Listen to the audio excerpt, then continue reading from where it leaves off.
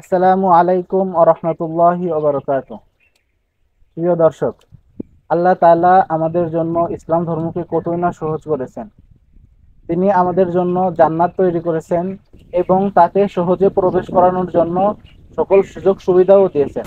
যেমন হাদিস শরীফে বর্ণিত আছে, হুজুর সাল্লাল্লাহু আলাইহি সাল্লাম বলেছেন, মান ফাতারা সাইমান কানা লাহু মিসলু আজরিহি গায়রা আন্নাহু লা ইয়ানকুসু মিন আজরি সাইমি শাইআন। যে ব্যক্তি কোনো রোজাদারকে ইফতার করাবে সে তার সমপরিমাণ সওয়াব পাবে, তবে রোজাদারের সওয়াব মোটেও কমবে না। তিরমিজি শরীফের 807 নম্বর হাদিস। শেখ সাদি রহমতুল্লাহি আলাইহি বলেন, ক্ষুধার্তকে পানাহার করানো মানবতার শ্রেষ্ঠ দান, আর রোজাদারকে ইফতার করানো জান্নাতের পথের একটি ধাপ। ইফতার করানো শুধু সওয়াব অর্জনের মাধ্যমই নয়, বরং এটি ইসলামী ভ্রাতৃত্ববোধ ও সহানুভূতির অন্যতম প্রকাশ।